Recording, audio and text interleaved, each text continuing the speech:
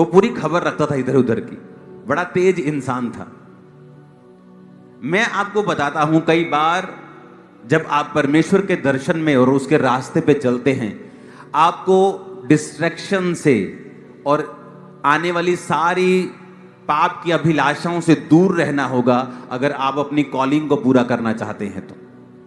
यहां पर नामान कोढ़ी जब शुद्ध हुआ, नामान कोढ़ी के एक औरत, छोटी सी बेटी उसके घर में काम करती थी, इजरायली। वो कहती है अगर मेरा स्वामी किसी इजराइल के भविष्यद्वक्ता के पास होता तो वो उसे छूकर चंगा कर देता। नामान की औरत ने, उसकी वाइफ ने बताया कि छोटी लड़की ऐसा बोल रही है। उसने कहा ठीक है, सारा कुछ ट्राई कर लिया, अब मैं जाता हूं उधर भी। उसने अपने राजा से बात की।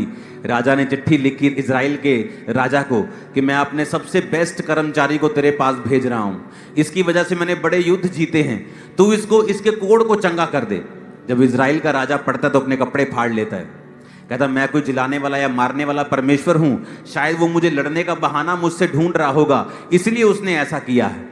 और जब एलीशा को यह बात मालूम होती है, एलीशा कहता है उसे भेज और वो जान जाएगा कि यहां पर परमेश्वर का एक दास है।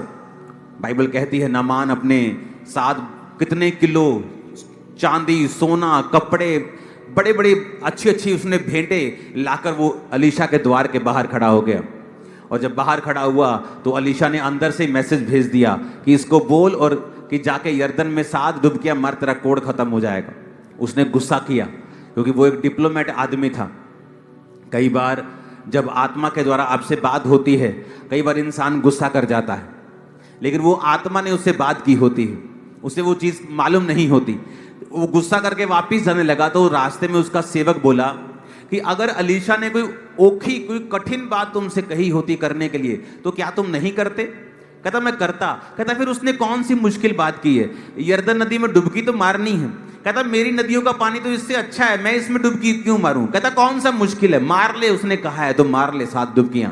और वचन कहता जब 7 डुबकियां मार के वो ऊपर आया, उसकी जो स्किन थी वो बच्चे के समान शुद्ध हो चुकी थी और वो पूरी तरह से चंगा हो चुका था। कई बार हमें परमेश्वर के दासों की बात समझ नहीं आती। हम सोचते हैं हम जब जाएंगे हमारे सिर के ऊपर हाथ रख के प्रार्थना होगी। वो भी ऐसे ही सोच रहा था, लेकिन कई बार लोगों को ये बात समझ नहीं आती कि परमेश्वर सिर्फ ले हैंड के द्वारा चंगा ही नहीं करता, वो वचन के द्वारा भी चंगा करता है। वो आपको किसी भी रीति से छू